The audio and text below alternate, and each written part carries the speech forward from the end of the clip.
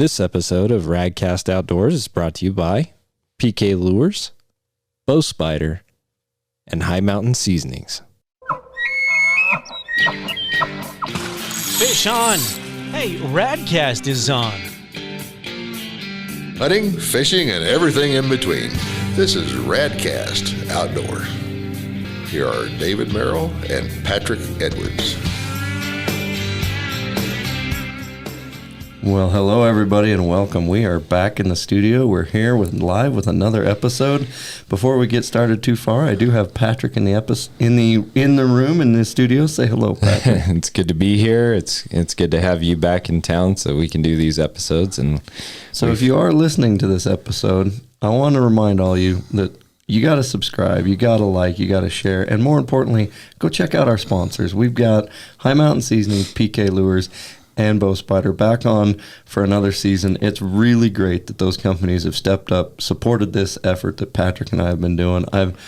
Patrick's pouring his heart and soul into it. We're getting guests, we're lining, we're scheduling. So please download, share, subscribe, like, go check out those sponsors. You know, we routinely share promo codes, and you know, right now, if you want to do a great thing, we're doing a big sweepstakes giveaway. So yeah, before we get too far into it.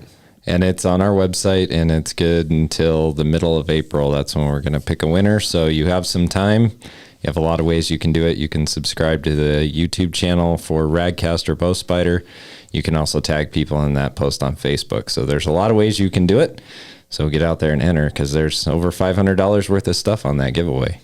So I'm really excited to announce that definitely one of the top tier guests. When Patrick and I started this, we wrote out a list of potential guests, and this guest we have back today was very, very top of the list and was my favorite episode for sure. So we've invited him back, and welcome to the show, Mr. Jim Zumbo. Gentlemen, I am pleased to be here, and I use that term loosely when I say gentlemen. No, it's great to be here again. It really is. You guys do a great job. Well, thank you. It's always good to have you on the show, and we had a great time yesterday. I want to talk about that just a little bit because we got to see one of your really good friends, and we got to have him on the show as well, so having Mr. Shockey here for the Muley Fanatic Foundation dinner, and it was a great night. It was. I was surprised at the support. I called my wife this morning. I said there were 500 people there. She said, "Where'd they all come from?" I saw they're locals, ranchers, you know, folks from around here, and she was impressed too. It was a great event, really good. Yeah, I think there was 500 people is what they said, something like that. 500 ticket sales anyway, and I bet you there were more than that in there. Yeah, I'll bet. And they were spending money towards conservation and great cause. Great cause, and it was a good night. So if anybody's out there looking for a good adventure, it's Get that on your schedule, and you know it'd be worth driving from another state away and getting a hotel and coming. But it sells out every year for a reason. Yeah, it's a great cause. And I wanted to have you on and talk about some of the stories that you have from over the years. And I think we ought to start with Mr. Jim Shockey, because you two were giving each other a pretty hard time yesterday and having some fun, you know, as friends should, right? You've known Jim a long time, and you know, he talked about you being his hero, and I know you've been a hero to David and I as well. But yeah, could you tell a couple of stories about you guys over the years? You know, I tried to think of how long ago it was that I met Jim, and we discussed it. We had lunch yesterday, and he said probably 35 years ago. And that first time was on a crazy whitetail hunt in Missouri. It was a farmhouse there, and it was a whole bunch of writers and manufacturers. In fact, Bill Jordan, who founded Realtree Camo, was there. So that would have been like 86. He had just started, and all kinds of industry leaders and writers. And here's Shockey, and he was wearing these funny-looking shoes and a funny-looking hat. Nobody knew him. He was a nobody. I mean, some guy from Canada. Who is this dude, you know, anyway. I think he mentioned they called him the bag lady. Yeah, they did. But interestingly, there were 31 of us there, and there was one toilet in that farmhouse. Oh, my gosh. We were spread out all over in the rooms, and some guys brought RVs, but it was cold, so they were winterized, so their toilets weren't working. But anyway, don't even ask how that all happened. But that was my introduction to Jim, and he had... this may sound a little arrogant, but he walked up to me and he did say that like he said last night at the mic, he says, "You're my hero." because I'm so much older than he is, probably 20 years or so. Anyway, he went on through life and progressed, and he got this big award for, I think it was for the first time he had gotten all the 29 species of big game in North America with a muzzleloader. And we had a big party for him, and I walked up to him. I said, Shockey, you're my hero. He said, I said that to you 30 years ago. But anyway, yeah, we've had lots of fun. Jim's he's from Saskatchewan originally, and I'll tell you a couple funny stories. He has a bear camp on Vancouver Island, very successful, and he's been hunting there as an outfitter for probably 20 or 30 years. And one time I arrived, and he wasn't there he was out hunting, and he wasn't able to pick me up at the airport, but his dad picked me up, and my gun didn't show up. So his dad says, here, take my Winchester and go out with one of these guides. So we barely got out of town, probably 5 miles, and here's this bear standing along the road, logging trucks going by. It was a major road, dust all over it. In fact, the bear had dust on it. And the guy said, shoot that bear. I said, here? With all these trucks, people going by? He said, that's a big bear. You're not going to see a bigger one. I said, no, I'm not going to shoot that bear here. You got to shoot that bear, Zumbo. Of course, Jim wasn't around, to confirm. But I said, well, if you want me to shoot that bear, let's wait till it goes off in the woods. So there's not a big spectacle here. Anyway, the bear ambled down this 2-track, and I snuck down there and finally caught up with him, and I got him. But he was a really big bear, and it was like a half-hour hunt. Wow. That was a funny one. But every time Jim and I hunted there, we would go to a place called Winter Harbor and buy a bunch of Dungeness crabs. And they always had a big pot, and we'd build a fire and buy the crabs and cook them up. And I'll tell you, talk about a feast. And man. It was just so much fun. That's my favorite crab. I mean, Dungeness are the best. Yeah. In fact, you had some pictures yesterday, you son of a gun. I took my son. We're jealous of made you, me David. Well, the important part of that trip is, I'm on the road doing a lot of trade shows, and the ones I can, I take the family, and we do some sort of event, right? We've done everything, but our favorite family trip is we have some family friends and some family relatives there in Oregon, so we go stay, and I took 2 10-year-old boys with his dad and me, and we caught herring and 7 Dungeness. We didn't get our limits, but those boys at the end of that trip, all they talked about was catching herring and eating crab. And, check the box, Dad, well done, good job, right? Because I guarantee you in 50 years when I'm not around, those boys are going to be, hey, let's go fish and catch some Dungeness. And there is few things better than a big old pot of, 15, 20 Dungeness and some warm butter and lay it out on a table. And yeah. So next time I will bring you at least 1 Dungeness, I promise. Promise? I'll try and bring you 2. But I'll do all the podcasts you want. I'll trade you a podcast for a Dungeness crab. That's a deal. There's another story, a quick one. We were also hunting in Vancouver, and Tony Knight was with us. Tony is the founder of Knight Rifles, which is the inline system, and he and I and Jim were good buddies, and he was hunting with us there, and at the end of the hunt, we were out there cooking our crabs, and a boat comes into the harbor, and Tony says, what are they fishing for? And Jim says, they're fishing for sea urchins. And Tony says, really? And I said, sea urchins. And I said, you know what? I said, I love sushi. In fact, Jim and I and his wife and Tony, we've had sushi dinners forever. It seems like every time it was a show, but I did not like urchins. And I said, what do they taste like really fresh? He said, let's come on over here and let's see if we can go get one. So we walk over on the dock, and the fisherman got out, and there was a man standing there who's an Oriental gentleman, and he had a black suit and white shirt and a tie on, and he was dressed to the nines and sunglasses, and he looked like the mafia. And he looked at us and glared as we walked over, and I thought, uh-oh, we don't really want to talk to this guy because he looks pretty hostile.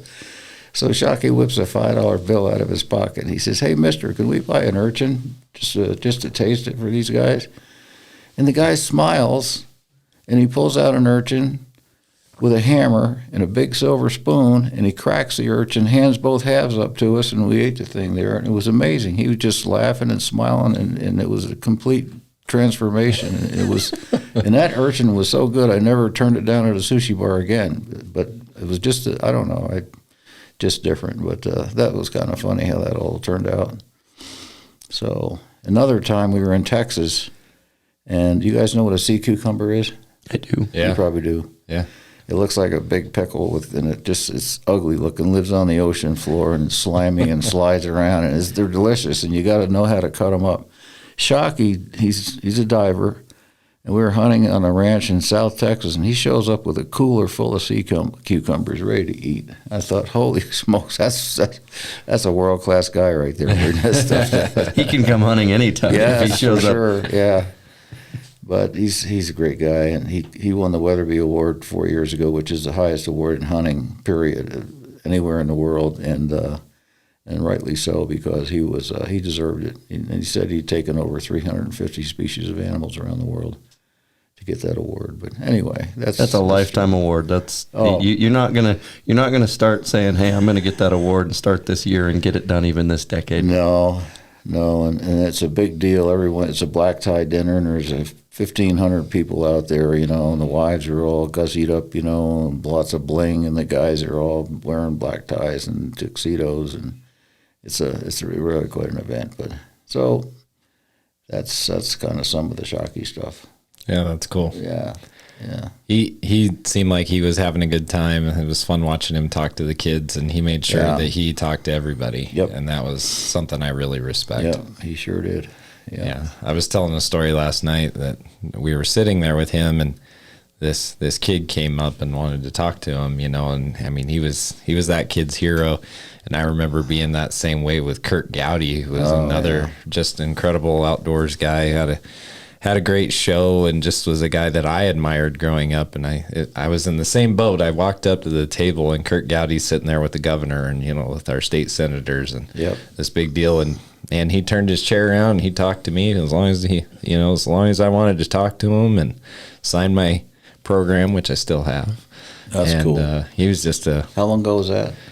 Oh man, that was back in the early '90s. I was little. Wow. I think I was 6 or 7. Yeah.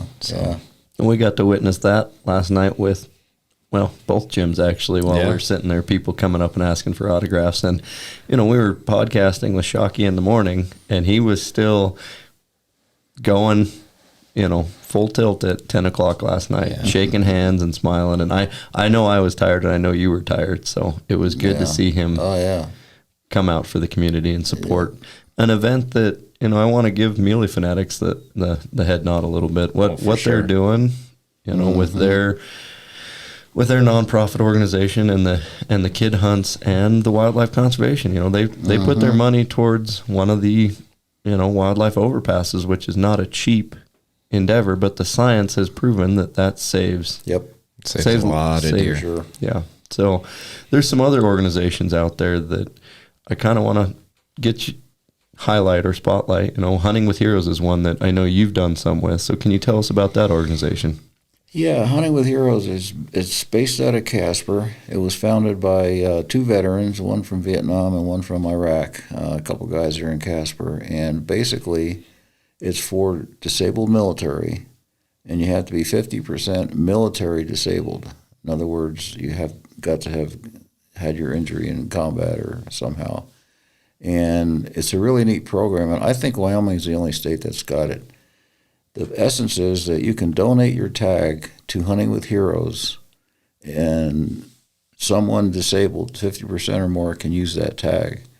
And when you think about it, non-residents that want to hunt in Wyoming have to apply for everything. In fact, we residents have to apply for antelope and limited entry elk and deer. Moose, sheep. Right, but anybody can, even a non-resident, can get a tag.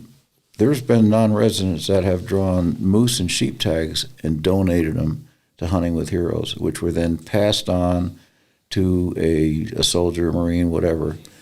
And the beauty of it is they have a guaranteed hunt, and all they have to do is get to Wyoming, and the hunt's got to be in Wyoming, and we take it from there. So far there's been more than 1,000 hunters that have gone through the program, most of them antelope hunters. But it's really a cool deal, and if you want more information, you have to apply. I'm pretty sure it's huntingwithheroes.com, and it's Heroes, Heroes. There's no apostrophe. I think there might be another group out there, but it's really well worth it, and there's a lot of great people who are behind it, and in fact, there's some pretty good antelope hunts that are held right around here, around this area for Hunting with Heroes. But I've gone to their banquet dinners as well, and they put on a great show as well. Yeah, and they've had a couple past, I guess, call them clients, come on, and you know, these guys talk about how it changed their whole outlook and perspective on life, the support of the community for the military here, but it's all volunteer work. You know, the private land access, the guides, the cooking, the food, the lodging, it's all volunteer dollars, all volunteer work. And we host these veterans who, let's put it on the table. I mean, they protected our freedom with their lives. That's right. And they talk about, and I'm almost getting emotional talking about it, because some of these guys come back and volunteer from 3 states away every year to make sure these vets are taken care of and respected and shown the respect they've earned and deserved. And those hunts mean, you take somebody that's 50% disabled that's sitting home kind of kicking themselves in the butt and wondering what they're doing, to, hey, I'm going on this hunt, and they come out here and they're treated like royalty because they are royalty. That's right. That's right. Do you have a story that you could share from one of the hunts that you went on for Hunting with Heroes? Well, we did a hunt last year near Lovell, Wyoming, up east of Powell. And we took 3 guys. It was a deer hunt. And one was from Minnesota, one from North Carolina, and one from Texas. And 2 of them drove, 1 of them flew. So we put them up in a motel in Lovell. Hunting with Heroes did. They take care of all that. And there's a fellow from Cody, he's a taxidermist, who's got a bunch of land lease, and he basically volunteered. He set up the whole program. He called and he said, let's do this. Let's get these guys up here. So he let them hunt his lease. So we went out with them, and within 2 days they got 2 whitetails and a mule deer. And the thing about it is, these guys, they get together on these hunts, and they sit around a campfire, and they talk, and they want to talk, but they talk to each other, because I was not in the service, and I don't know what they experienced, but they all do.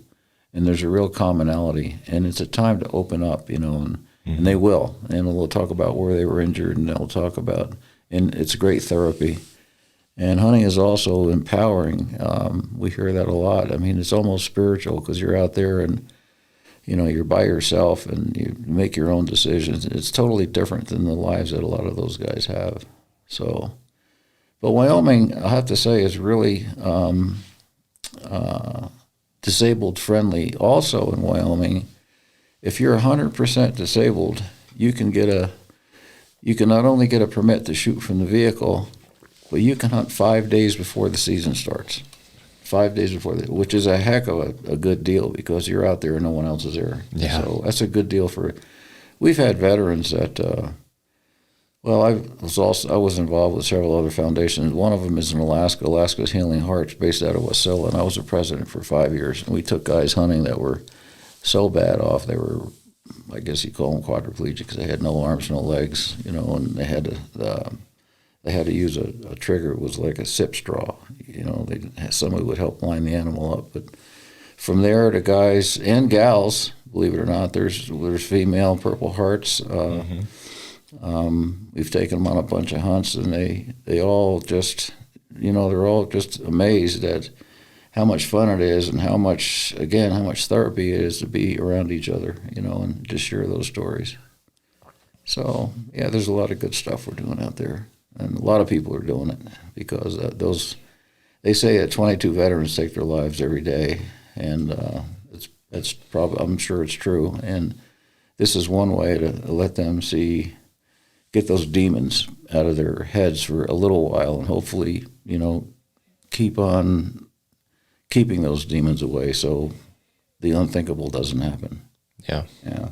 And it's unfortunate that a lot of veterans get forgotten. And Wyoming is actually, per capita, we have one of the highest veteran populations in the United States. We're in the top 5.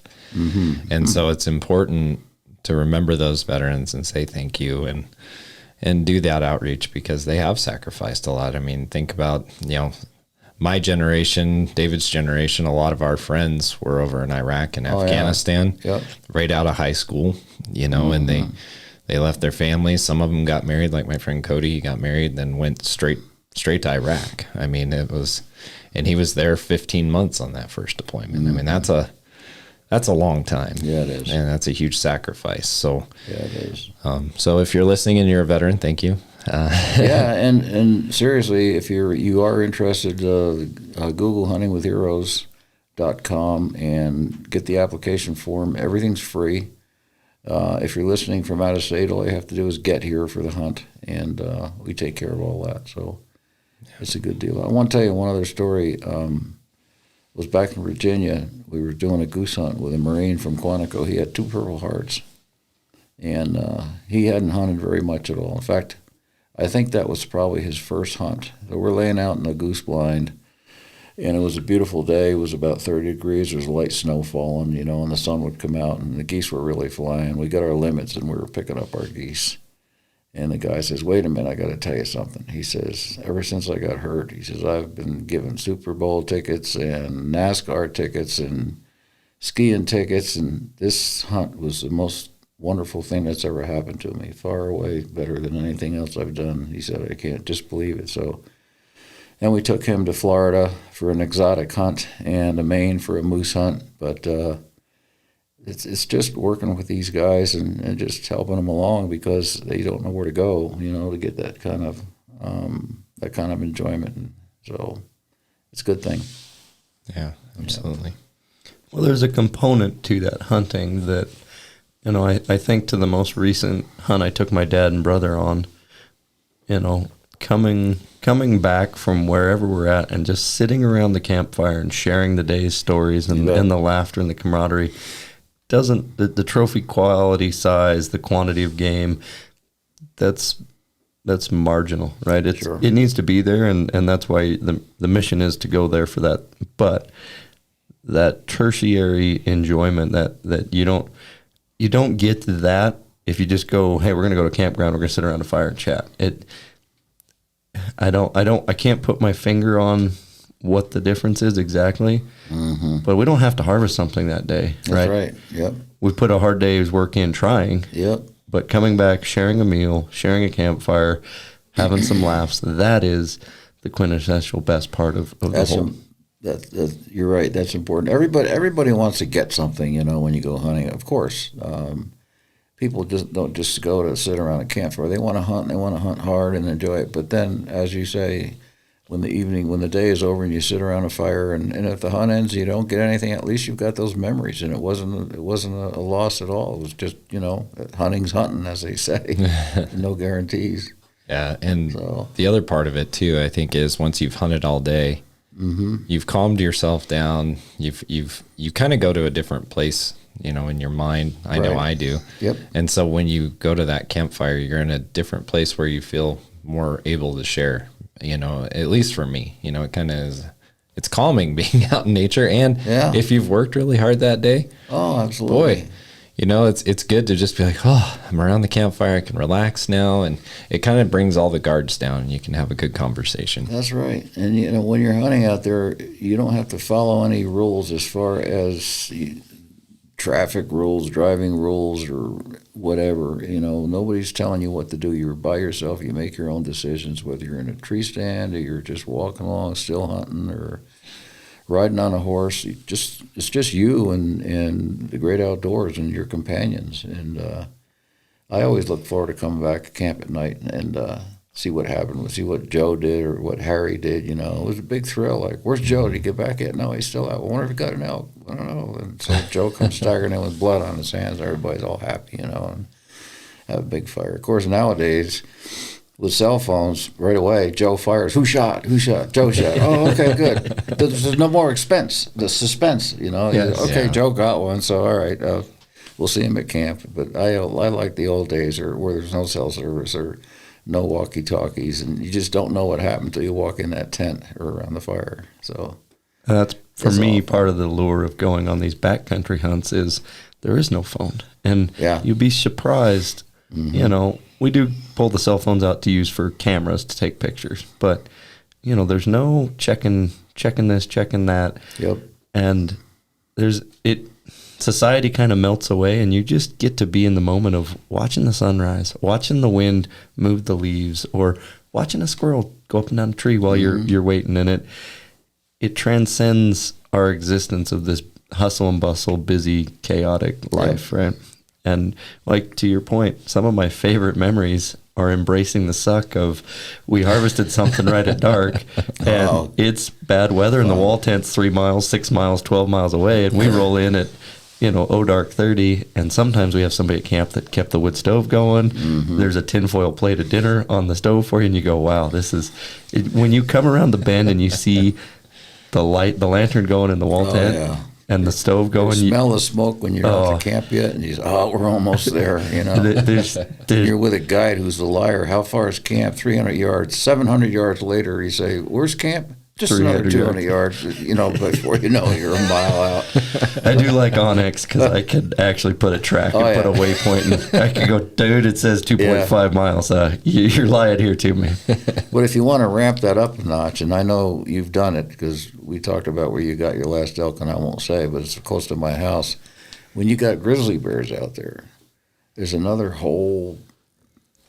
It's just, you're in the woods and you hear a noise and you're at constant alert. You probably have bear spray on one holster or a handgun on the other, whatever. I have 2 cans of bear spray and 1 pistol, but you are no longer the apex predator in the woods. Absolutely. And it's a totally different feeling when you're walking. Oh, in the dark, my God, you shoot, as you know, one of the best times to shoot an elk is just before dark because they come out of the timber. They're in the, chewing their cuds all day, and they come out and they want to eat. So you shoot an elk with 10 minutes of shooting light left, and you got the gutting process, maybe take 20 minutes or half hour, however, you might have to position that thing to skin it. If you're by yourself, it's a hellacious task. And then task. You've got to come back in the morning to get it, unless you got a whole crew with you and you can pack the quarters out in the dark. But most times the guys will leave the elk, gutted, quartered, and waiting. And, of course, a grizzly bear comes by downwind, ain't your elk anymore. And if you approach that thing, you could, and that's how most of the maulings happen in Wyoming. I've done a lot of grizzly bear stories for Outdoor Life. Readers love to read about bear attacks, and the editors knew that, so they'd send me to Alaska or BC or Yukon to get grizzly attack stories. But it's dangerous. I had a grizzly bear on my lawn twice this summer, on my lawn. And over the years, I live in Wapiti, just outside of Yellowstone, about 25 miles. And we've had bears every year, either tracks in the driveway. One time they tried to get at my truck. They had muddy claw marks on my truck. I had a compost pile, and they ripped that up. They licked the carrots in my garden. So you live with them, but still, like if I was flying out in the morning and I'd have to get in my truck in the dark at 4 o'clock in the summer and you hear a noise in the brush, is that a raccoon or is that a bear? You just don't know, but it's different.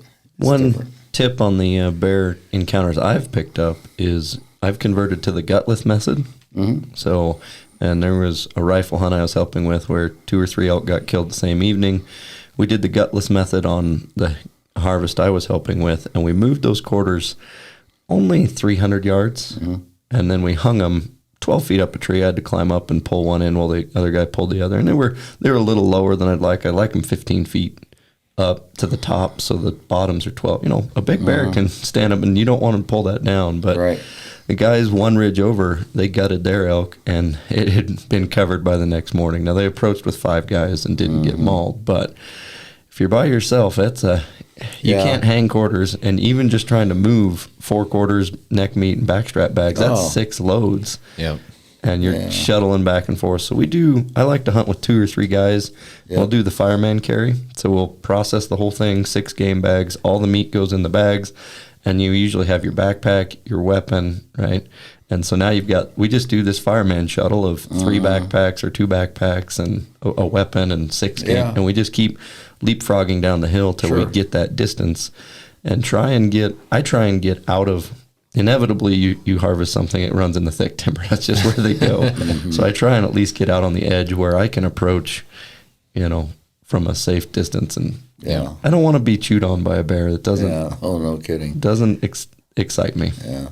You know, you're talking about ideal conditions where you got 4 or 5 guys and hopscotching back and forth, but By yourself? essentially, there may be 2 guys and one guy's got a bad back. And by the way, the Forest Service, both the Shoshone and the Bridger-Teton Forest of Wyoming, require you under law to hang those quarters 10 foot high and 4 feet away from the trunk. It's a law. You can check it out. I just wrote about it last week. Yeah. You've got to do that. But I know some guys in Cheyenne that work for Game and Fish. They're all retired now, and they got an elk somewhere. There wasn't a tree within a quarter of a mile. Yep. And there were 3 or 4 of them, and they had to lug those things around. And the tree wasn't even big enough to hold the quarter. It's just a little spindly thing. And I said, you know, there's places where you can't do that. No, you can't. An elk quarter, a big bull, is going to weigh 90 pounds or more.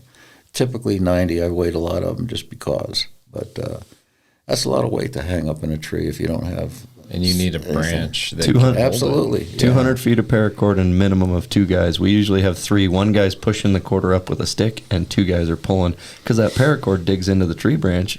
You can't do it And by your yourself. hands, too. Yeah. It's, Yeah. so we'll kill an elk at 6, 7 o'clock, and it'll be with 3 guys. It'll be about midnight when we leave Yeah. the hanging quarters cart, and then you've got the, you know, we're usually 2-3 mile hike out, so it's And I'll 1, 2 tell you, o'clock when we roll into the wall When tent. you're walking out in grizzly country in the dark with a quarter on your back, like, oh boy, you know. I'm what a do you- buffet. Yeah. Put a little bacon on it, too, just for the heck of it. But Well, more than once I have run out of water, and the headlight has somehow got misplaced or the batteries died, and so I now pack I pack a spare liter of water in a different container than my water bladder with my hose, and I always pack 2 headlights with 1 spare set of batteries because inevitably you're going to lose one or one's going to die, and I never want to try and follow somebody else. You know, their headlights work, and it is the hardest thing to walk down a trail in the dark with somebody, you know, they're illuminating where they're walking, and you just stumble over every rock and stick, and you're inevitably tired. You know, you're struggling picking your feet up with that elk quarter on your back. Yep. So another thing that's smart to do is if you have to leave your quarters behind, and a lot of people do, they just can't do it that night. It's dark, and they need a horse to get it out, and they just want to get out of there and go back to camp, is to take those quarters and put them in an opening where you can see them from a distance with your binoculars. Yeah. And when you come back in the morning, if they've been moved or if they've been covered with dirt, a bear's down there laying down close. So get a huge crew of guys. Yeah, either that or, you know, you might be camped where there's only 2 of you or 3 of you, and the wisdom that Game and Fish says, just get out of there. If there's a bear on your elk, don't eat your elk anymore. Yeah. Forget it. It's not worth it, because that's when things can happen. That's how that outfitter got killed. Upton.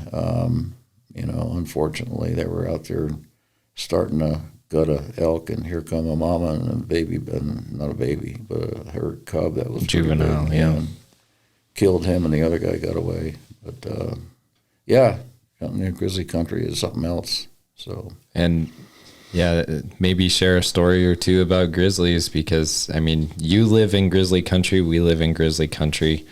What's a story from the past, maybe one you've written about, maybe one you haven't, but that you'd like to share? Well, I can tell you kind of a humorous story about grizzlies. First, there was a bear on my lawn. My labs were on the porch. We have an upper deck, and they were barking. I looked out, and here's a grizzly rolling around on the lawn. It was in the summer, and I thought, holy smoke! So I got the dogs in the house. I went out, leaned on the railing with a video camera, and I filmed that bear. And he just stayed there and just hung around eating grass and rolling around. And then I thought, you know, Mike Brasino, who's now retired, Game and Fish, he was our main predator biologist. He's the guy that literally dealt with the bears. He gave me his cell phone. He says, if you ever have a bear around the house, let me know and we'll evaluate it and see if we need to move it or just whatever, you know. So just kind of keep an eye on it. So I'm thinking, I'll call Mike, but he's probably somewhere in the boonies by Pinedale or who knows, somewhere out near Jackson, you know. And I called him, and he answers the phone and said, Mike, where are you? He said, I'm about 1.5 miles below your house. I said, what are you doing here? He says, I got a crew from 60 Minutes from New York City doing a documentary on people who live with grizzly bears. I says, well, hold on to your hat. I'm looking at a bear right now in my yard. No kidding. So they came racing up the road in 4 vehicles, this big camera crew, you know, and all these. And the bear heard them, and it turned off and walked down to the creek and just disappeared. So they just barely missed it. So they came in the house, and I showed them the video, and the producer, it wasn't one of the anchor people that you see on 60 Minutes. This was the field people. Right. And the head guy says, man, he says, can we take some of that footage back with us? And, I'm a writer, and I sell stories and words. And I said, you betcha. I'm thinking 60 Minutes, I'm going to retire from this deal. But I didn't. So anyways, they took the film back, and they used about, 20 seconds of it. And then they interviewed my wife and I about living with bears. And so it was kind of fun to be on 60 Minutes. But I only got a check for $200. Well, hey, it was a good day though. No, I know. So my friends were saying, Zumbo, you're going to get $10,000 for that footage. But that's 60 Minutes from New York City. Wow. Yeah. Yep. $10,000 turned into 200. I got a brown bear story in Alaska. We were fishing. Jim Teeney is a very dear friend of mine. He's probably the top fly fisherman in the West Coast. He makes his own Teeney nymph, and he's a fly fisherman strictly, and he's fished Alaska. He's fished all over the world, and he took me under his wing, and I made my first trip to Alaska with him about 40 years ago. But one time we were fishing a river. We had a float plane and landed, and we caught a bunch of salmon. We kept a couple for lunch, and the float plane was moored across the river, which was about 50 yards wide and maybe in a deep spot, 2 foot deep. We had waded across, and we had a little barbecue grill, and we started cooking some salmon. There were 5 of us. And somebody looked up and said, holy smokes, here come a brown bear. He smelled that salmon cooking, and he come running. And we scattered like quail. Everybody ran in the alders. And what do? Like an idiot, I run for the plane. So here I am, and trying to walk on water, and my legs felt like lead weights. And I got to that plane, I beat that bear by 2 yards. He came straight after me. I don't know what, Anyway, I was packing a fly rod. I didn't have a gun. So never again have I gone to Alaska without packing my 44. So that was a goofy story. But, he wanted some fresh cooked salmon. Yes, Can't blame him. He probably thought I had some. That's why he was chasing me. Oh, man. And it's so good when you catch it and you cook it that day. Oh, so yeah. I'm sure he was like, oh, yeah, that smells good. Yep. I'd probably chase you, too, to get after him. Yeah, so I've seen lots of bears because, I live right in prime bear country. And most of them go the other way. I've had a couple bluff charges. They didn't get within 30 yards, but I thought they were going to be. And I'll tell you, that's a time of reckoning. Wow, it's pretty scary. But our Game and Fish in Cody, they do a neat thing every year. They give away 100 cans of free bear spray. And if you like to, you can do a demonstration. They have a wooden grizzly bear on 2 rails.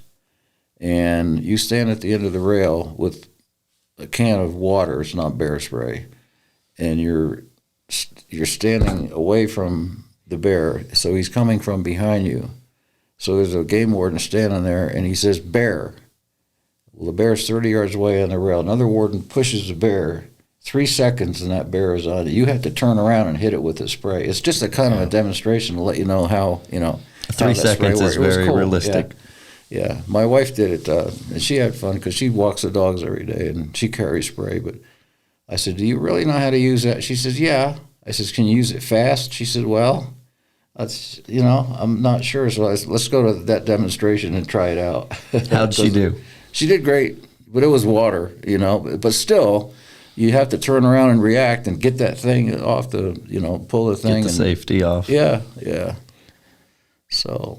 You have to be quick with bears because they're very, very fast. They may look like a big oaf, but they can move really quick. Oh, my gosh. A charging bear, you can't imagine. They can go 35 miles an hour. You cannot even imagine how fast they are. I read a column for Peterson's Hunting on the back page, and it just came out this week on using handguns for bears because a lot of people think that bear spray is for sissies. It's not. All the wardens carry it. Everybody, Park Service, the people who know carry it. Outfitters carry it, and a gun as well, most of them. But if you're going to kill a bear or stop a bear with a handgun, number one, it's got to be capable of reaching a vital area, and it's got to be hit in the spine or in the head, or you're not going to kill that bear fast enough. You can hit it in the heart, you can hit it in the shoulder, you can hit it in the lungs, and its momentum is going to still carry it toward you and maybe kill you before it dies. Yeah. 2 years ago, there were 2 grizzly bear maulings, one by my house, literally, and one of them over by Jackson. I talked to both survivors, and they basically emptied their guns in those bears, and luckily there were several of them, and one guy got hurt a little bit. Bear took his thumb off, but they were lucky. So, anybody that thinks, I know guys, I got a 500 or I got a, this big giant magnum will kill any bear. Okay, you hit it in the right spot when that thing is dodging and darting and weaving and just growling and coming at you. And tell me how accurate you're going to be and hit that spot. With all that adrenaline. Like that. Yeah. More importantly, your attention is usually focused to the north. You're looking at elk or hiking, and all of a sudden, east or west, you hear that little rustle, and your brain says, is that a squirrel or is that a bear? Yep. By the time you turn your head, here comes this bear exploding out of the brush. Full speed. Most of the you time, have another second or two. That's right. Most of the time, it's a surprise. Now, if you see a bear 100 yards away coming on the same trail you're on, for example, And you say, hey, bear, and you can get ready, that's a different story. and you're ready. But all of a sudden, like these 2 wrestlers that got nailed by my house also in Cody last year, Yep. that bear showed up 10 yards away, bam. And that one kid got knocked over, and the other kid, they were both wrestlers from Powell from the college there, Yep. grabbed that bear by the ears and tried to pull it off his buddy. And, of course, the bear turned on him. They both got mauled pretty bad. They had to get flown out. They survived, but, heck, that made all the national news and everything. But it's again, it indicates how fast it can happen. I mean, they were out there looking for sheds. Yeah. They're just walking around. Yeah. So. Well, and you talked about the 2 main causes. Obviously, if they're on a kill, they're going to defend that. But also cubs, man. You get between a mama and her cubs, you better look out. Oh, yeah, big trouble. Big trouble, yep. And that happens a lot up around Du Bois, Yeah. with hikers and whatnot. They'll be hiking up there around Brooks Lake or whatever, and you got to pay real close attention to what you're doing. Well, there's a lot of cattle that are killed by bears around Du Bois, isn't there? Yes, a That's lot. Bad spot there. A lot of cattle depredation, and there are a ton of bears now. I mean, my dad talks about in the 1970s when he would hunt, up around Brooks Lake or up in the Hoback, and there weren't a lot of them. They were there, but there weren't a lot of them. And now, I mean, it's nothing like it used to be. Yep. And there's a big difference between an interior grizz, a coastal brownie, and these ungulate predating grizz that we have here in the States. Sure is. I've encountered 2 or 3 bear in grizzlies in Alaska, usually during off season or didn't have a tag or whatever, and you say, hey, bear, that bear is breaking brush for 300 yards, and then you see him another mile and a half away still loping to get away from you. Why? Because they're not on the top of the food chain. We have some great footage from our Kodiak trip this year. We went down, we flew in 3-4 days before the season. There was a fish weir and falls below us, sockeye are running, like 16 bears on film in the same 2 hours. Right, they're sitting there catching fish, and they're from me to the front porch parking area. We had to back up one point in time when 2 cubs and a sow just decided that they were going to take our little island, and they're coming up to right. Now, where were you? We were on in Katmai Park. Yeah. On the Brooks River. We were on Fraser Lake. Oh, okay. That's got another. It's a couple miles. I don't know how many air miles, but it's the other side of Katmai Park. So, but there was one big bear, guys. When you see this footage, he's wider than he is tall, and he was lazy. He stood against one boulder, and he would turn his head, not even 90 degrees, 45 degrees. His fish would kind of lazily jump a rock. If he couldn't just open his mouth and bite it, he only ate 5 salmon the 2 hours we were sitting there. He never took a step. There was another sow with 2 cubs, and I have this picture, and we'll post it on social. She ate like 15 salmon. She was just eating the roe and the skin and giving the carcasses to the cubs, and they were just between her legs, crawling all over. And she caught, in less than an hour and a half, 15 salmon, and she was pretty energetic about it, right? Taking 2 steps left and right, but she had the spot. However, they went up on a little knoll and took a nap, and I have Cub 1 and Cub 2 laying with their heads on Mom's chest, and she's laying on her back, and it's a beautiful photo, but we had to give them their space. But we were giving them 30, 40-yard space and saying, hey, bear. They all knew we were there, but it was a big tourist spot where the bears are kind of habituated to people. There's a house kind of like your house that's 50 or 100 yards away. Mm-hmm. There's a big difference in the attitudes of those bears. And the bears we have here have been habituated to, they hear a rifle shot, there's a gut pile, and they're the top predator. They know that the humans are going to back off. And it's time to, unfortunately, I don't want to get too political, but when that Endangered Species Act got put in place with the grizzly bear, 1975, 700 bears was the threshold of recovered. We are now somewhere around 1,200 bears. Yep. And we've had the biologist on here, and they've talked about that number is intentionally low by a couple percent.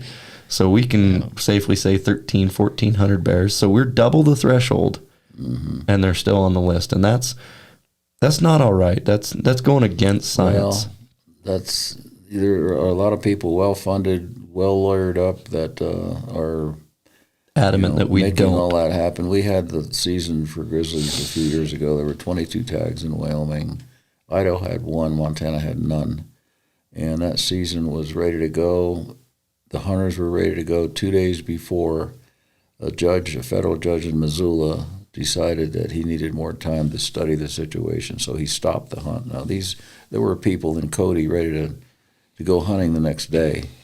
So, and 3 weeks before that same judge said, I believe Wyoming and their biologists have done the due diligence and prudence to put this hunt on. And what the general public doesn't know, understand, or realize, state of Wyoming is removing about 50 bears a year from the population. That's true. Plus or minus. So the 24 bears that the hunters were going to remove was just going to reduce that 50 bears that the state was already reducing.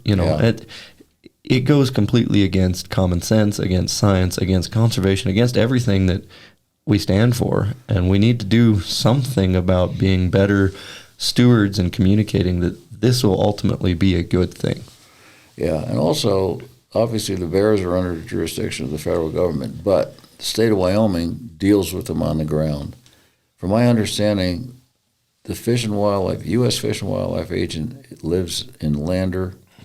The guys from Cody, the Game and Fish, if they have a bear situation, they have to call him. And you might text them or call them, and they'll tell them, okay, put that bear down or whatever. And believe it or not, Game and Fish has spent $55 million dealing with grizzly bears in Wyoming. Game and Fish, where does that money come? To us, fishing and hunting licenses. Yeah, we're paying for it. We paid for some of it last night at the banquet with an auction conservation tag. It went straight to the predator board. Right? But, grizzly bear, all bears, I don't know, I guess it's thanks to Walt Disney and some of the folks out there, they make them look like they're cute little characters, and it's going to be really, really tough if it ever happens. I think you see that Harriet Hageman just introduced another bill in the Wyoming legislature in Congress to delist the bears again, but I just don't see it happening just because there's so much opposition. There's so many people out there that don't want to see grizzly bears hunted because they don't understand. I think we're going to wipe them out. We're basically talking about nuisance bears, bears that are getting in trouble anyway. So anyway, but back to your kind of a funny story. As far as in Alaska, where some of these bears are basically targeting salmon and essentially not dangerous to people. There's a place in Katmai Park called Brooks River.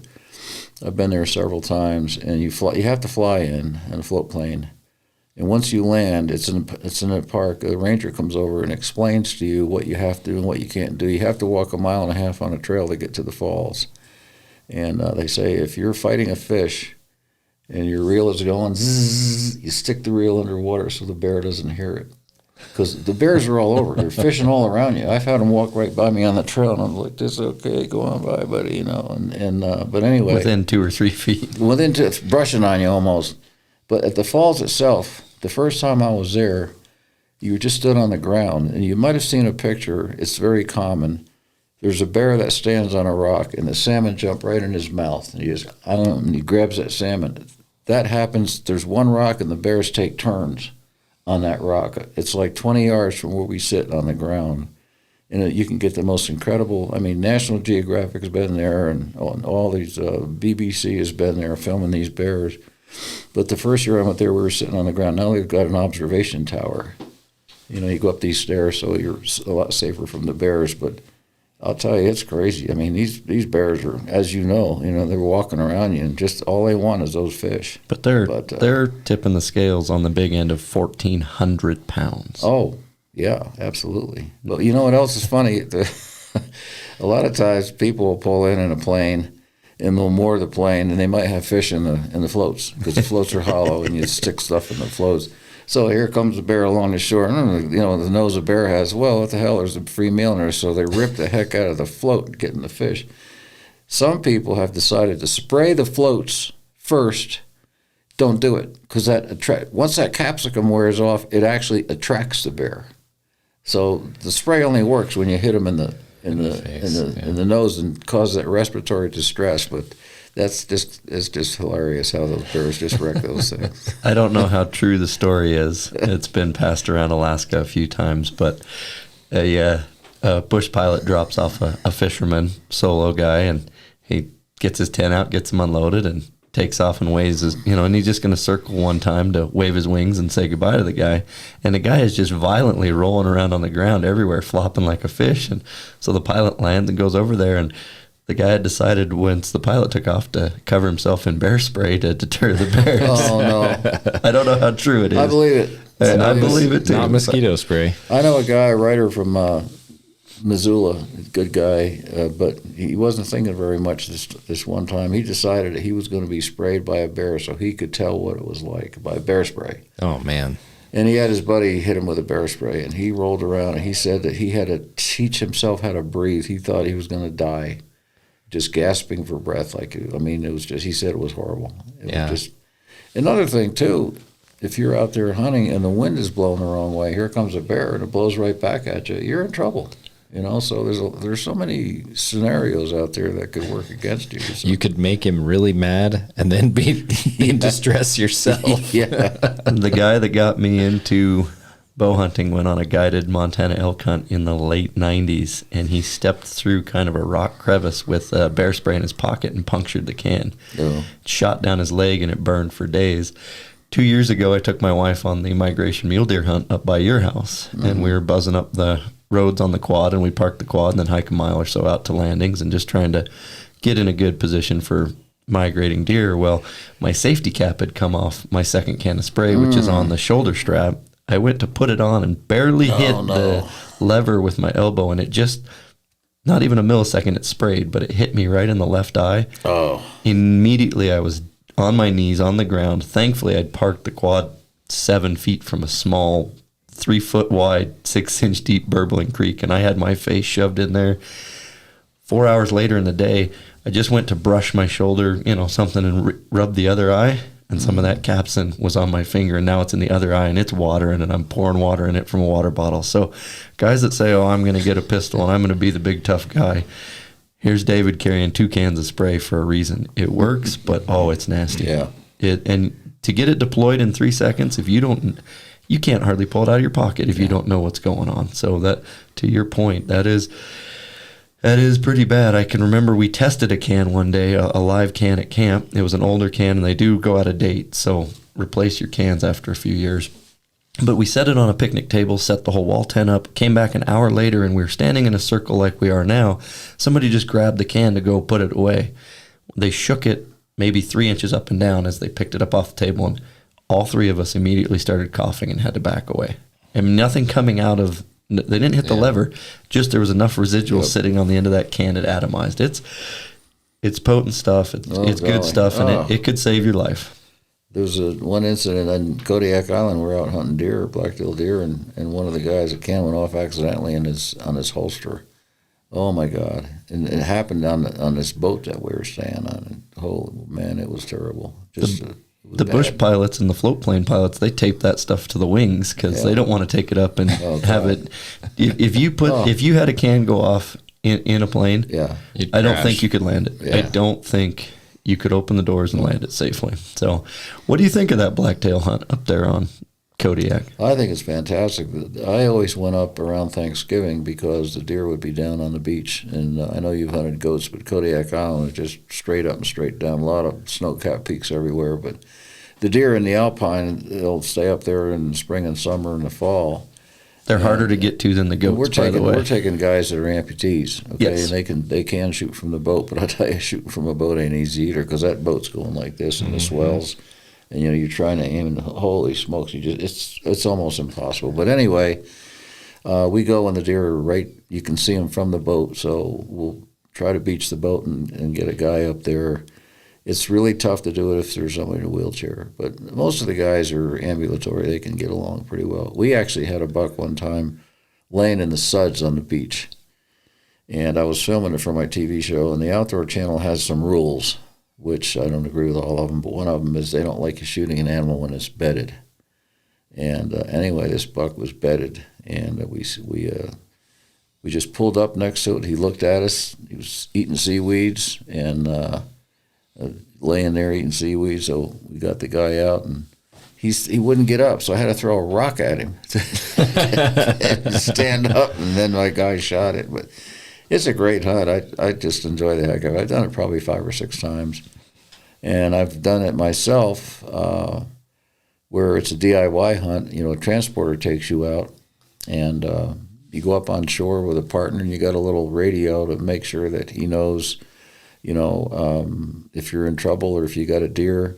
And he also gives you a red light that you set on the beach because you might go in one spot and hunt and come down a mile up the shore. But you're on your own. There's usually 2 of us. And, of course, it's loaded with brown bears. And whenever we shot a deer, I'll tell you, we broke records gutting that thing and getting the heck out of there. We just took an antler and just run like heck down the shore. And interesting story. I tell you this last night, I think at dinner. I was having dinner with Chuck Adams one time and at a B&C convention, I think. And, of course, Chuck is probably the most legendary bow hunter today. And we were talking about venison because we both like to cook. And I said, what's your favorite venison, including all the plains game in Africa and everything you've ever shot? He said, Sitka blacktails. I said, oh, my God, you're kidding me. That's my favorite as well. And out of a clear blue sky. And I tell you, those deer are so fantastic, even during the rut. And what's interesting, there's not a single corn stalk or wheat or grain, nothing. All they're eating is brush.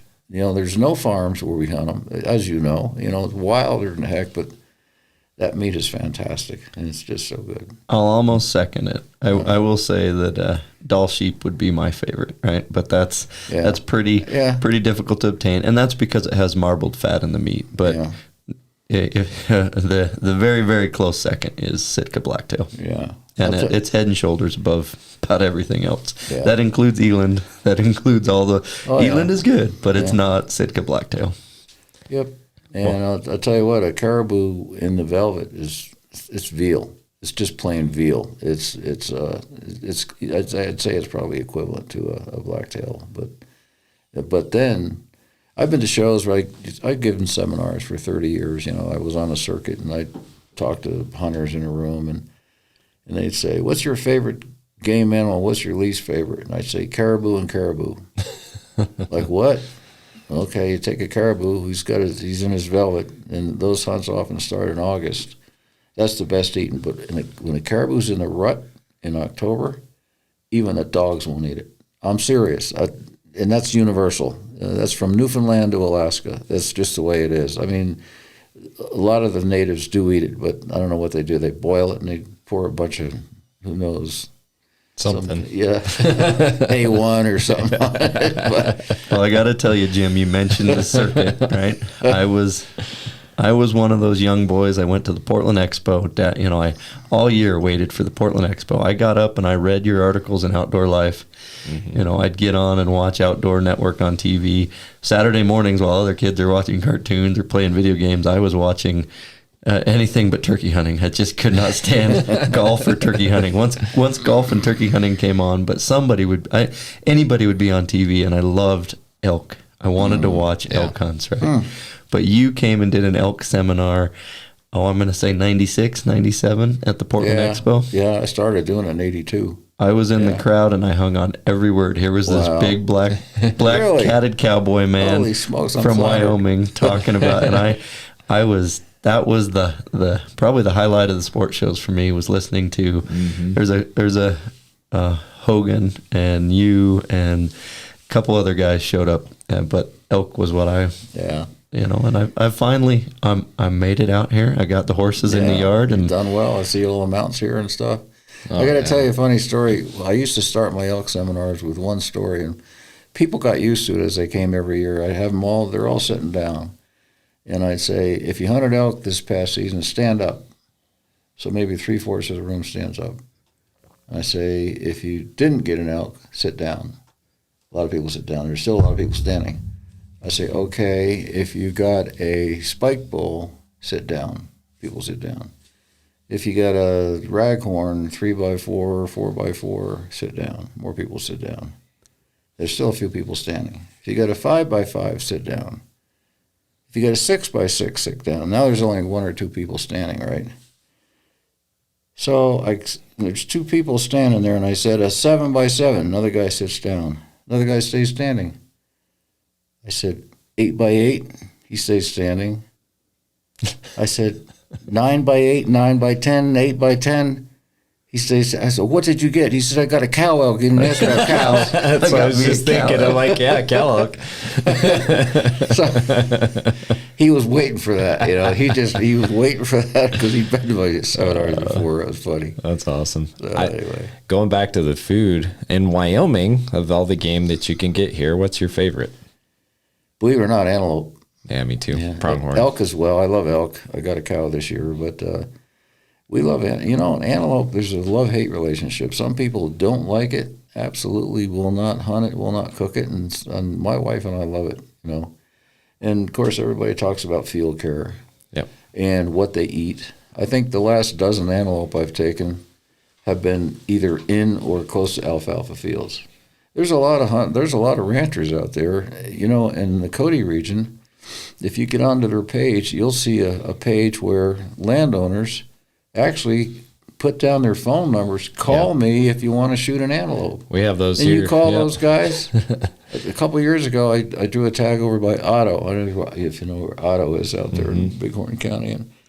And I called this guy, and I said, "Sir, I've got a doe antelope tag for the unit, and I see you've volunteered to let hunters on." He says, "What are you doing tomorrow morning?" I said, "I don't know." He says, "Meet me at Otto at 9 o'clock, and I'll show you where they are." So I jump in my truck, and there he is sitting in his truck. "Follow me." So we drive down the road 10 miles. He stops at a field. There's about 60 antelope out there. He says, "Go shoot them all." Shoot 'em all. I said, "Well." I could have one. Yeah, it's like I'd like to take more, but I can't shoot But them. anyway, what I'm getting at is there's so many places you can shoot antelope, and the neat thing about it is they're mostly accessible in a lot of areas. You can see a lot of them. It's a great place to take kids for their first hunt. Antelope are just there's, like I say, there's so many, and it's not like elk where you might hunt for a week and not even see one. But Yep. You touched on a premise there of, early turn of the century turkeys, whitetail, bison, antelope. Yeah. They were all nearly extinct, right? Yeah. We had some very visionary people that set up, a Boone and Crockett Club and the national park systems and the North American Wildlife Conservation Model, right? And we're joking here about, hey, shoot all those antelope, but in these developing countries where that farmer's putting in his heart and soul and his harvest is that alfalfa, he literally does shoot all 60 of those antelope. And he doesn't, he might consume some of them, but we do have a great system to where those antelope are protected.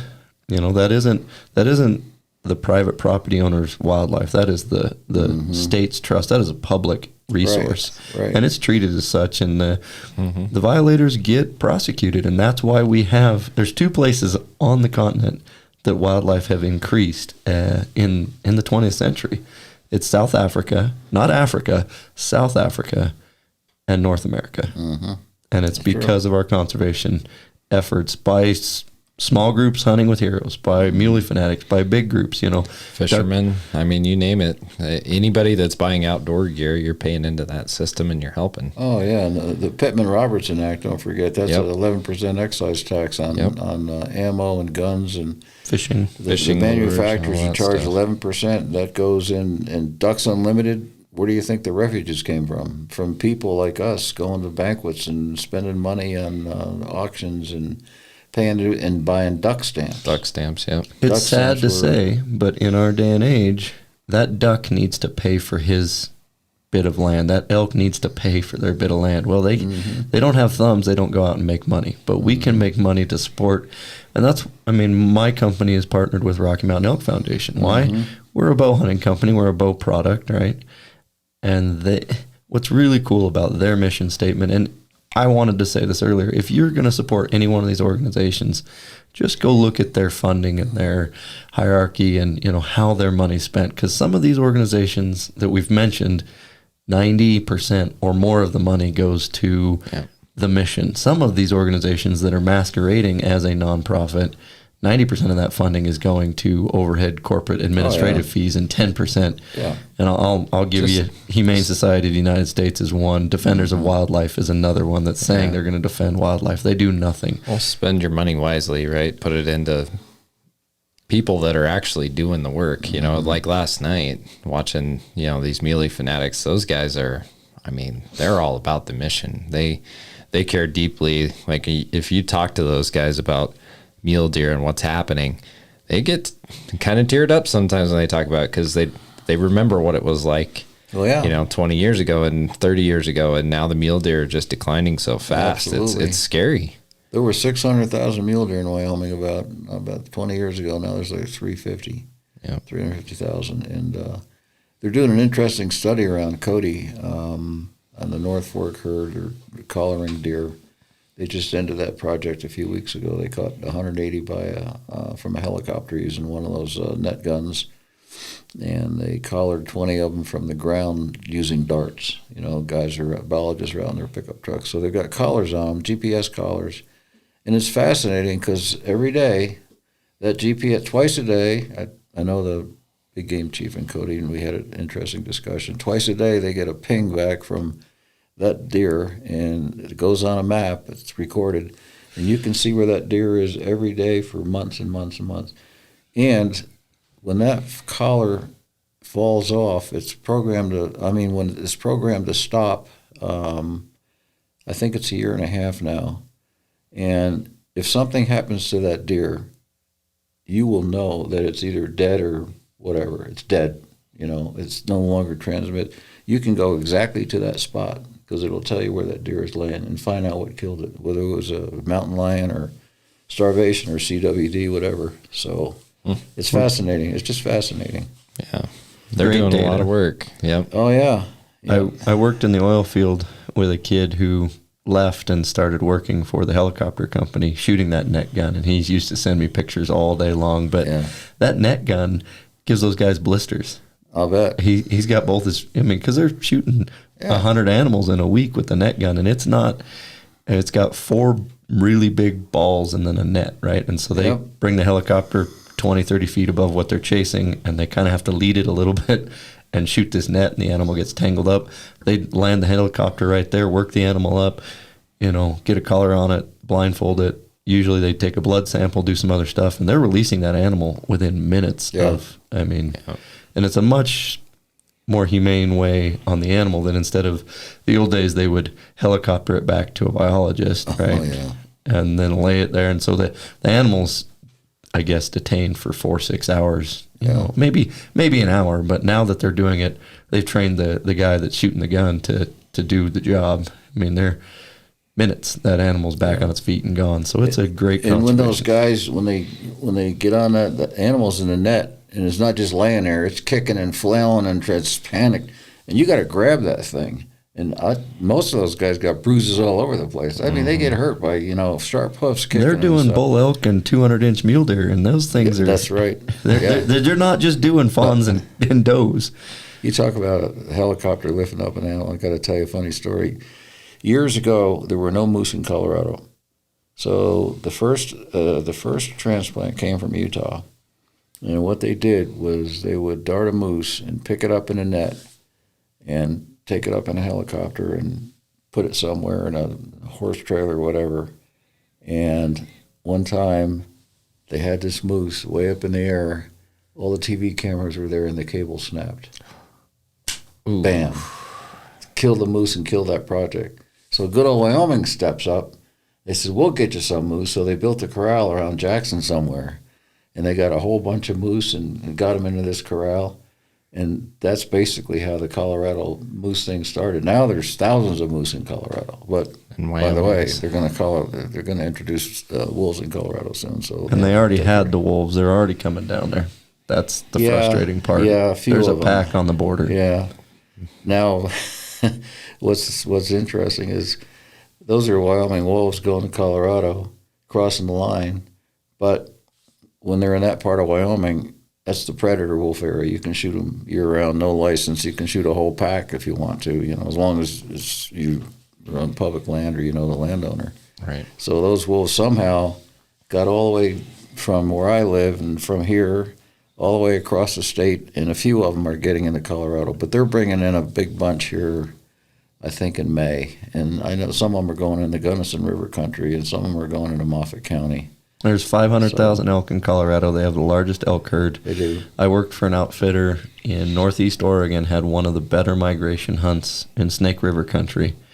In 2009, I saw the first set of wolf tracks running down the road. And, Jim mentioned this, and Shockey mentioned this last night, is we have changed the landscape to where the wolf as an apex predator can be an even better apex predator with logging roads, right? The wolf can get on that road and run, instead of being able to run 3 miles in a day through the timber, he can run 30 miles in a day. He can pick up fresh tracks and be on a kill and gone again. So the premise is we need to manage all wildlife as a intact ecosystem, not managing, take a lake, for example. If you're only going to manage one species in the lake, another one's going to completely overwhelm it because there's no management, and it's going to have that cascading negative effect on the whole ecosystem. Well, predators can have a big impact on fisheries and, the landscape. I mean, that's part of the reason that I believe we're supposed to be the stewards. We're supposed to use the knowledge that we have to help manage the species. That's why we have these biologists that work really hard, by the way, to pay attention, like Dan Thompson, who we've had on with large carnivores. Yep. He works his tail off, and so do all of them. And they specifically collect this data so that we know how to manage them, and yet they get handcuffed by the court system and by these big groups, special interest groups. They're not operating off emotion. These biologists are going out, taking raw data, extrapolating it and getting a scatter plot and going, here's a trend line, here's my hypothesis of where the data is pointing. And we know what carrying capacity is. We know prey-predator relations. We know, overwinter carrying capacities and how all these things are starting to have an impact on the whole system. More importantly, 200 years ago, there wasn't houses in Wapiti. There wasn't houses in Du Bois, that we as humans have encroached on their space. Yep. But they need to pay for the land they have, and we can't have... I remember hearing one biologist said we need to introduce African elephants and lions to replace the woolly mammoth and the saber-toothed tiger that was extirpated by humans at some point in time, right? Can you imagine elephants in Kansas going through crop fields? No. There's some biologists out there, anti-hunters, by the way. I've seen them, I've talked to them. They are, seriously. Not in Wyoming. Right. But I can show you cases in other states where they're basically, Yeah, but even bison, stick bison everywhere that they used to be, and see how well that works out. They don't respect fences. Oh, no. Fences are optional, man. So, bison Jim, goes right through them. What's one of your most memorable articles you have written in? One of your favorites. One of your favorites. Oh, man. I mean, there's hundreds That's a of hard them. one. Come on, one that comes to mind. Well, I probably told you this before, and I'll say it again. We always talk about kids and, how hunting needs to be passed on from one tradition, from one generation to another. And just because it's so much, it's such a wholesome activity, and getting kids involved in the outdoors keeps them off the streets and out of the malls and stuff. But I've got 4 kids. I've got a son and 3 daughters. And I was raised a long time ago by an Italian family. I was raised as an Italian because my grandparents came from Italy, and that basically is a situation where women were in the kitchen. You know, they'd be afraid to be in a room with a gun. Only men hunted.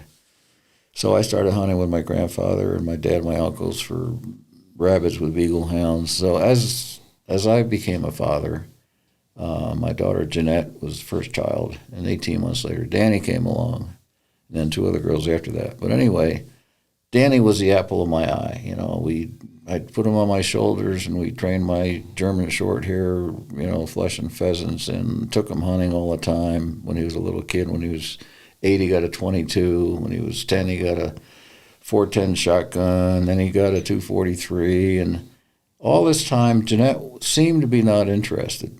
But she'd actually go with us on some hunts, and she'd sit in the tent and read while Danny and I were out hunting.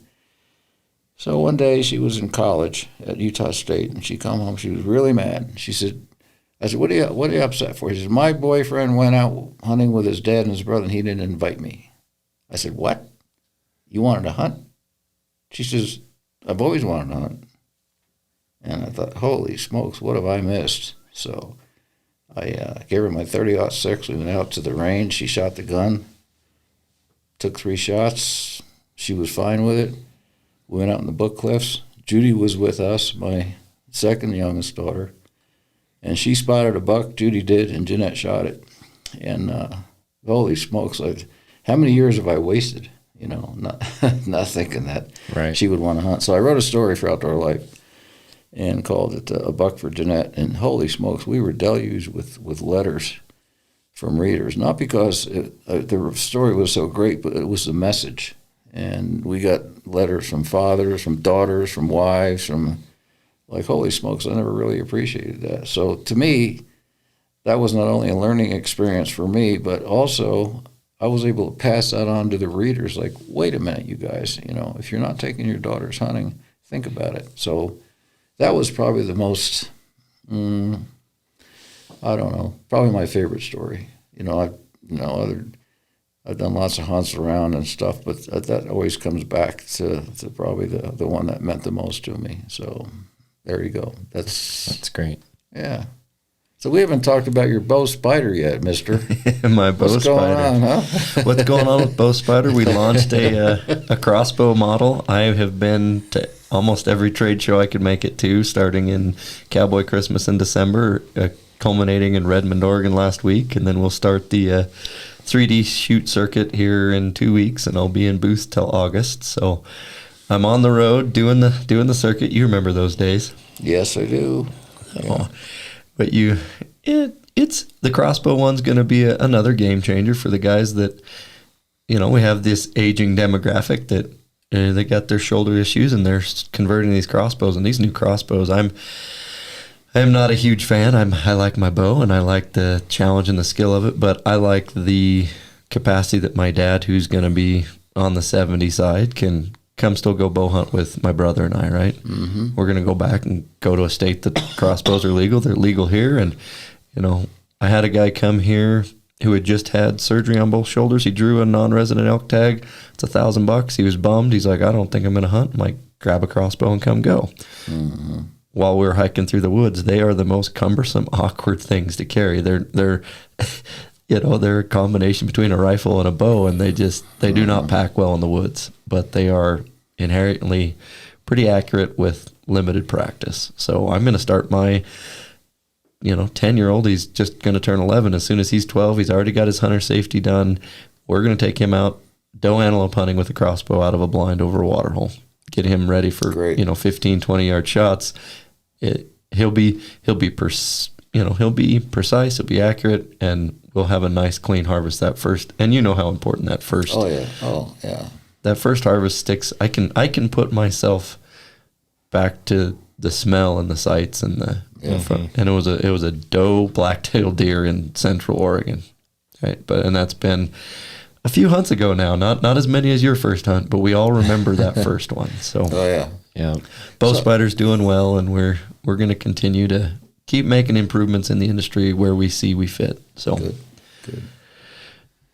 And we need to get you back up here to take some PK lures out and go catch some lake trout. Absolutely. We undisclosed location. I'm waiting for the call. Yeah. We're gonna- Undisclosed location. we have a spot that there's some lake trout that we've heard that need to be removed from the population. Yellowstone Lake, folks. yeah. But we're gonna go be go fun. catch a few Lakers. I got a smoker that's just waiting for a couple of nice lake trout fillets. But Yeah, and lake trout's about as good as it gets. And if you want good lake trout lures, the flutterfish, the PK spoon, the spinach jig, I got you a couple of those. Those things work. And if you want to get a hold of those, you can go to pklure.com. Great company, great bunch of guys. So, but yeah, the thought of being able to get out on a boat sounds really good after this long winter. Man, I'll tell you I'm what. ready. Oh, Well, you gosh. guys saw the driveway into the studio here. The ruts are. Oh, man, the the mud. snow's piled. It's been. I've ran out of firewood twice. We've been here 8 years at this property, and I've never run out of firewood. It's And been a brutally cold winter. usually we start burning mid-November, right? And we're done by February. By now, yeah, we're done. If I had wood, we'd still be burning today because it was 10 degrees last night. I was stoking the fire this morning, and just having this huge blanket of snow has dropped that temperature so much that, we're cold anyway in Fremont County, but man, it has been brutal this year. But that's okay. There is hope. It is going to warm up. It's going to melt, and it's going to dry one out. of these days We're going to be out open on water. open water catching some fillets, and I really want to smoke some and get some high mountain seasoning. When we did a little test in Alaska, it's an interesting test, Jim. We took Patrick's kind of favorite family recipe. We took my dad's tried and true, Kenai recipe. We took my Kenai recipe, and then we took two different high mountain seasonings. We had one that was gourmet fish, and the other one was It was the Alaskan salmon one. hands down, head and shoulders. The gourmet fish was that gourmet the fish Taste is Fest good. Really? crowd Yeah. favorite on sockeye salmon. So How long did you brine it? We did it, what was it? 24 hours. 24? 24. Yeah, 24 hours. Then we, rinsed it, patted it dry, let it sit out with the fan on. So his dad's got this massive smoker that they built. It's got 7 huge racks in it. I'll show you some pictures. But they turned the fan on, dried, got that pellicle on there, fired it up with some apple wood, and that was delicious. I'm shocked fish. at how much difference having that pellicle, that dry, tacky surface on top. It's his fault. He taught me that. The You difference in You that. got to do that, really. You do. I used to But, just pull, because we use a Rubbermaid tote because there's that much sockeye salmon to brine. Yeah, that works. And then, we laid it all out, but we put it, there's a fan in there, and just put it in the smoker and put the fan on for a little while to get that, and then put the seasoning on top, put the, Well, if you were going to smoke a whole bunch of lake trout, sockeye salmon, how do you do it? What's your method? Well, I've been smoking fish seriously since I was in my 20s, which is a long time ago, and I had one of those little cheap smokers. Yeah, I And still got one of They give you a those. little recipe, you put some salt and brown sugar, and that's pretty much it. And I never, it's okay, but then I go to Alaska, and oh my gosh, these guys know what they're doing. The smoked salmon were so much better. But anyway, I just kept fooling with recipes, and one day I was ice fishing in Cody on Buffalo Bill, and there were a bunch of old guys there about my age. And one guy was retired, and I didn't know him. I said, "What'd you do for a living?" He said, "I ran a wild game processing place." I said, "Really?" I said, "Yeah." You smoked deer hams and ducks and pheasants and fish? Yeah. A lot of customers wanted that.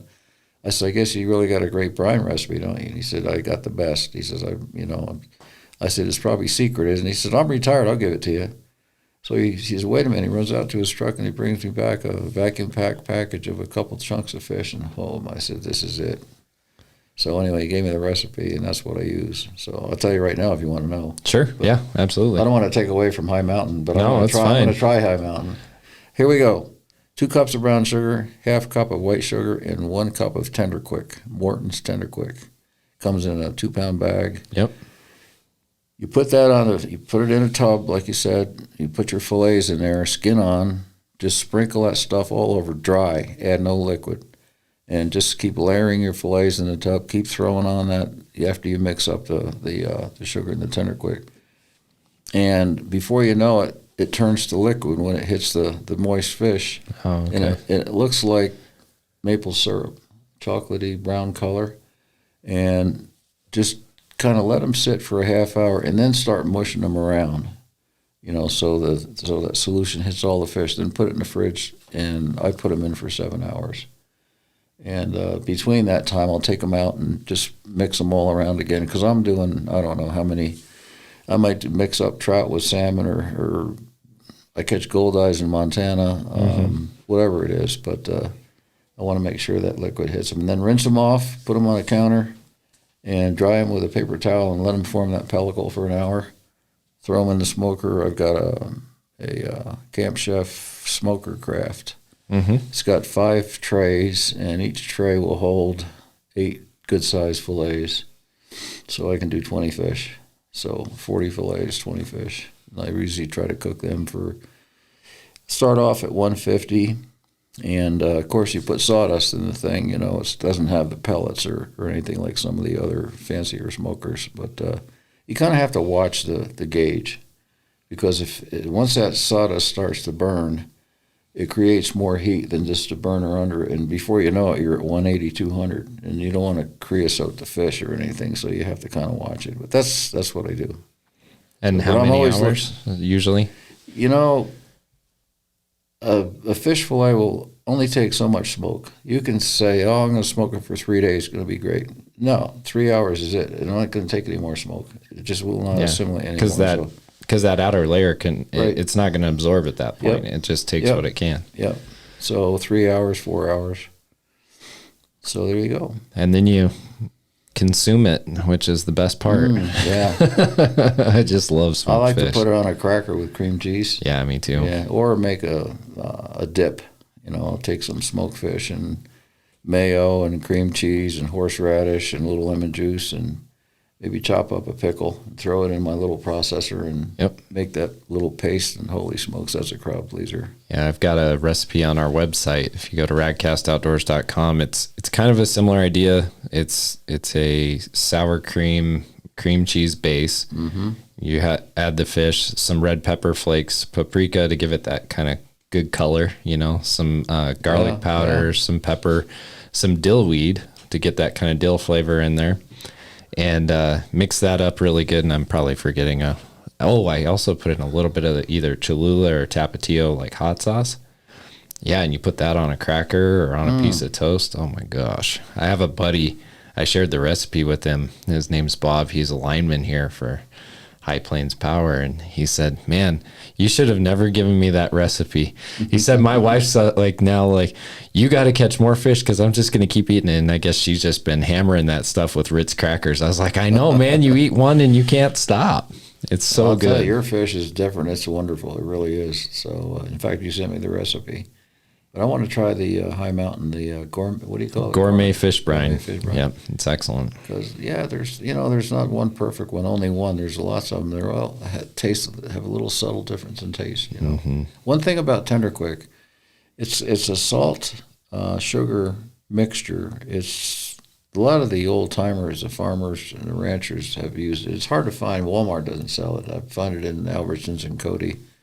But it's got sodium nitrite, which are cures that bacon's made out of. And that being the case, I have shipped fish in a priority box to friends back east. It takes 4 to 5 days, and they're warm when they arrive. Obviously, I'll send them frozen in vacuum packed bags. But since they're cured, no problem. I mean, I've been doing that for years. Nobody's died yet or got sick, so it works. And in fact, I used to use High Mountain jerky cure back when Afghanistan and Iraq were going, and I'd send stuff to the troops in a box of whatever, hard candy that won't melt, and jerky, a lot of jerky. That stuff would sit there in Afghanistan at 120 degrees, and the troops were loving it. It didn't hurt it, because it's like what you buy in a gas station, all those all that kind of stuff is cured. So, yeah.